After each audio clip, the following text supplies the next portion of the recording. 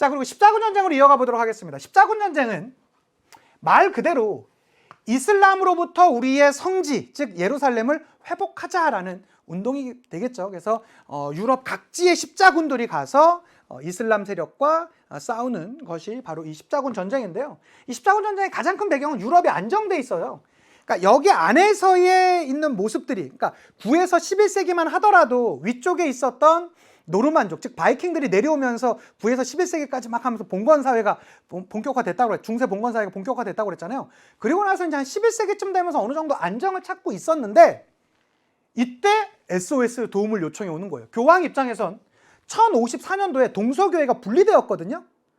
그런데 이것을 통합하고자 하는 욕구도 있었고, 거기다가 무엇보다 어쨌든 크리스트교 문화권에서는 예루살렘이라는 가장 대표적인 성지가를 빼앗겼기 때문에 성지 회복의 욕구도 있었습니다. 그래서 이제 교황이 자신의 주변 영향력하에 있던 사람들 딱 봤더니 기사, 영주 이런 사람들, 영지 회복해야 되고 전리품 있어서 나도 더 이득을 가져가고 싶다. 상인들은요, 여러분 전쟁이 일어나면 무조건 이득이에요. 동방무역에 대해서 더 무역을 확대하고 싶다. 더 나아가서 독점까지 하고 싶다. 그리고 농민들도 싸워서 이기게 되면 어떻게 됩니까? 신분의 자유까지 얻어갈 수 있잖아요. 그래서 이러한 욕망과 또 나머지 배경들은요, 농업 생산량이 증가하면서 인구도 증가했거든요. 근데 이 인구 증가하는 거에 따라서 농업 생산력이 한계가 있는 거야. 농업 생산력이 증가했지만. 그래서 더 많은 땅이 필요했는데 딱 봤더니 이슬람 쪽 땅이 보이네요. 자, 그 대표적인 게 이 독일 지역 일대까지 서유럽의 영향력이 확대됩니다. 엘베강이라고 하거든요. 이 엘베강은 지금이 어디냐면 폴란드나 체코 그 국경선 근처에 있는 강이에요. 그 일대까지 확대됐지만 그럼에도 부족했던 거예요, 땅이. 그리고 종교적으로는 이베리아 반도, 지금의 그 포르투갈과 에스파냐, 스페인이 있는 그 이베리아 반도에서는요, 몇백 년 동안 계속적으로 재정복 운동, 이 재정복 운동을 다른 말로 레콘키스타라고 하거든요. 크리스트교 땅 안에 이슬람 세력을 축출하는 것을 재정복 운동이라고 합니다. 이슬람 세력 축출. 이것은 원래 지금도 여러분 에스파냐, 그 스페인이 유럽의 관광지로 유명한 게 뭐냐면 크리스트교 문화권이지만 묘하게 서유럽에 있는 이 문화 양식과는 좀 달라요. 그게 왜 그러냐면 몇백 년 동안 이 이슬람 문화와의 이 융합이 있어서 그랬던 것이거든요. 근데 어쨌든 종교인으로만 보자면 어떻게 지금 저 이슬람 문화권이 우리 땅에 있어, 저거 다 내쫓자, 저 세력들 다 내쫓자라는 이 재정복 운동이 수백 년 동안 계속 내려오고 있었어요. 그래서 여기서 이렇게 이베리아 반도에서 재정복 운동 하는데 우리가 저 성지도 못 찾아서야 우리가 크리스트교인이라고 할 수 있어? 우리가 가자라고 하면서 십자군 전쟁이 시작되었던 것입니다. 그 과정은요, 먼저 셀주크 티르크가 어디를 점령했다고요? 예루살렘을 점령했습니다. 그러면서 되게 강경한 모습을 보여주게 되자 당시에 비잔티움 제국의 황제가 구원 요청해요. SOS를 쳐요. 우리 힘으로는 안 되겠습니다. 우리 성지 지금 빼앗겼어요. 도와주세요. 라고 서유럽의 교황에게 도움을 요청했는데요. 당시의 교황 이름이 우르바누스 2세예요. 이름 기억해 두셔야 됩니다. 우르바누스 2세. 자주 보게 되실 겁니다. 우르바누스 2세는 딱 봤더니 어쨌든 같은 크리스트교 문화권인 건데 저 비잔티움 제국, 동로마 제국 쪽에서는 자신의 영향력이 좀 한계가 있잖아요. 그래서 저기까지 나의 이 영향력이 좀 확대시켜야 되는데 도움까지 요청해. 오케이? 그럼 내가 이거 도와줘서 실제로 이 예루살렘 다 장악하고 나면 이제 앞으로는 비잔티움의 황제, 당신 나한테 종교적으로도 이제 꼼짝 못 하겠네? 라는 욕구가 있었던 것이죠. 그래서 나에 있는 힘을 더 나 키우고 싶어. 나 좀 더 클래?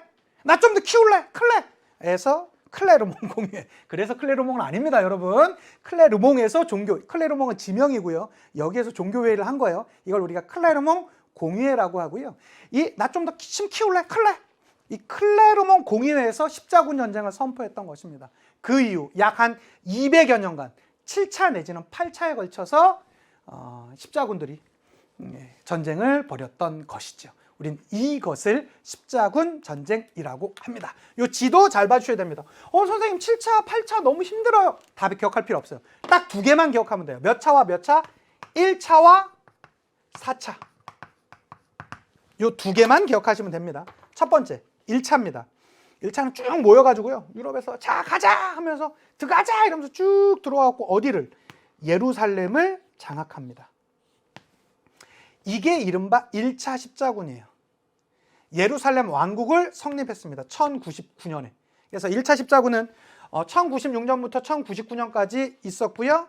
거의 유일하게 그 유럽 입장에서 성공한 십자군이 1차 십자군이에요. 1차 십자군. 예루살렘 장악하고요. 여기 예루살렘 왕국 만들었어요. 자, 우리 이제 차지했지? 이제 돌아가자 하고 돌아갔는데 이 주변엔 다 뭐예요? 이슬람이었죠. 그래서 다시 이후에 뺏겨요. 그리고 다시 뺏고 뭐 이걸 계속 반복하다가 이제 한 100년 가까이 지났죠. 자, 그런 상태에서 베네치아에서 야, 우리 다시 차지할 거야 라고 하고 사람들을 모이라고 그래요. 근데 여러분, 이 전쟁이란 건 사실은 다 돈이거든요. 돈이 필요해요. 여러분, 한 10,000명, 20,000명 있는 군대가 매일 먹고 마시고 그들의 무기 사용하고 해보세요. 이거 웬만한 뭐 재벌집도요, 이거 충당하기가 쉽지 않습니다. 근데 이들은 제대로 준비가 돼 있어서 온 게 아니거든요. 와, 십자군 탈환해야지 이러고 뛰어온 거예요. 그래서 이제 베네치아에서 모여서 주로 가니까 베네치아에 모여 있었어요. 돈도 준비된 게 아니고 뭐 무기도 제대로 준비된 게 아니야. 근데 의지만 갖고 왔어. 신앙의 열정만 가지고. 그거 딱 봤더니 먹을 게 없잖아요. 그리고 거기 있는 사람들이 그럼 하나같이 어떻게 하냐. 베네치아는 당시에 엄청나게 유명한 무역 도시였거든요. 거기에 있는 주된 상인들로부터 돈을 빌려요. 내가 저기 가서 여기 이슬람 땅 차지한 다음에 그 땅에 대한 권한 당신한테도 주고 거기에 있는 전리품들 당신한테 그때 내가 돈 갚을 테니까 우리 당장 먹을 것 좀 달라. 무기 좀 지원해 달라. 이렇게 한 거예요. 그래서 이제 베네치아 상인들은 이제 좀 초반에 지원해 줬겠죠? 뭐 어느 정도 계산을 한 다음에. 근데 계속 모이는데 싸우질 않아. 어쨌든 군인들은 싸워야 되잖아요. 상인들 입장에선. 그래갖고 이렇게 얘기하죠. 야, 너네 안 싸워? 이제 그러면 대출 좀 갚아줘야 되겠는데 뭐 돈 뭐 500억이야? 뭐 이러고 이제 뭐 돈을 내밀는 거죠. 그러니까 잠깐 500억 없는데 잠깐만 좀 기다려봐. 우리가 지금 싸우는 상황이 조금 안 되고 아직 명령이 좀 덜 떨어지고 우리가 아직 덜 모여서 그렇거든. 조금만 더 하면서 이제 조금 더 시간을 끌었겠죠. 그런 상태에서 계속 베네치아에 있는데 베네치아 상인들이 이제 짜증을 내는 거예요. 야, 너네 이제 안 되겠어. 나 지금 이제 좀 약간 이거 뭐 처리 들어가야 되겠어. 라고 하니까 그럼 어떡해? 우리 지금 돈도 없고 한데. 내 말 들어. 그럼 내가 지금 봤더니 소문을 좀 들어봤더니 여기 콘스탄티노폴리스가 여전히 조금 약간 물건이 좀 좋은 물건들이 많대. 여기 공격해. 라고 한 거예요. 야, 잠깐만. 콘스탄티노폴리스면 우리한테 지원 요청했던 거기 비잔티움 제국의 가장 대표적인 도시 아니야? 그렇지.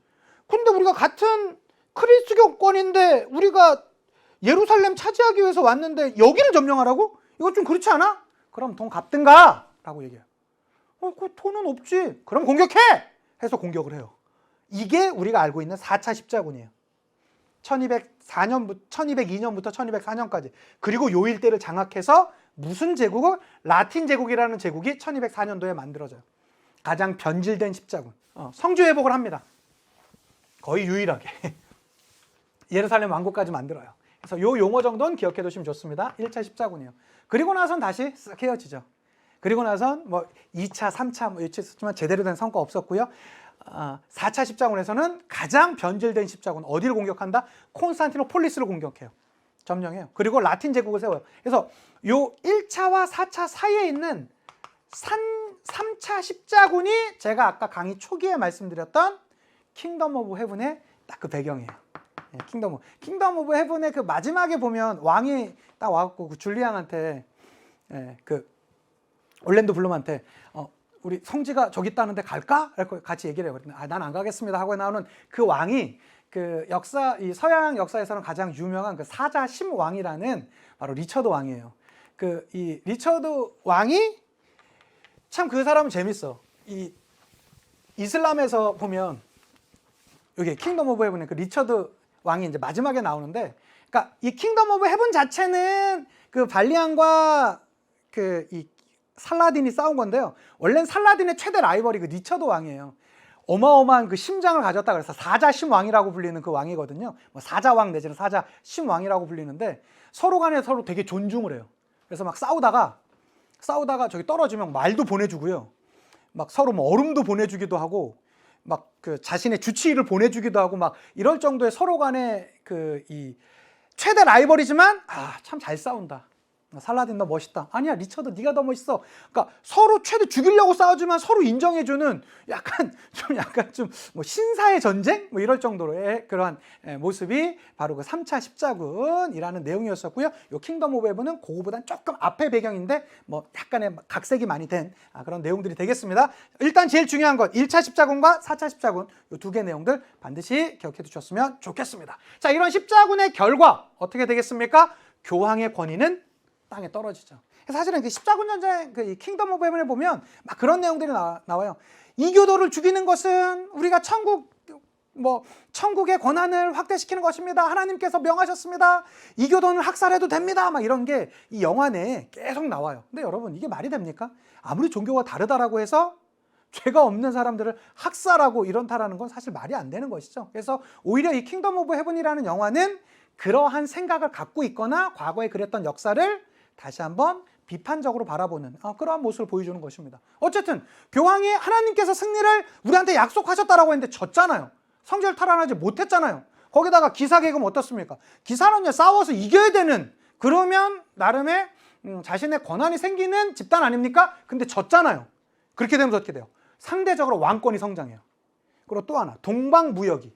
그러니까 무역이라고 하는 것은요, 전쟁이라는 건 정말로 아픈 일이고 힘든 일이죠. 그렇지만 무역하는 사람들한테는요, 전쟁이 일어나면 어마어마한 수요가 나오는 거기 때문에 무엇보다 돈이 되거든요. 자, 또 하나, 기존에는 뭔가 이슬람 문화권이라고 해서 좀 약간 좀 우리랑 너무 다르다 이렇게 생각했었는데 또 만나보니까 어때요?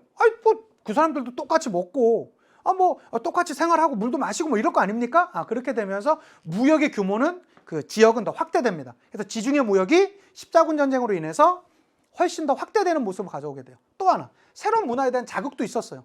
그러니까 기존에 있었던 이슬람과 비잔티움 문화만 놓고 보면 뭔가 우리가 완전 달라. 이교도들 이렇게 하고 말았는데 어쨌든 200년 가까이 그들과 계속 이 접촉이 있었던 거 아닙니까? 그렇게 되면서 새로운 문화의 자극. 이것이 결과적으로는 또 르네상스의 하나의 또 배경이 됐다. 이렇게도 얘기하기도 합니다.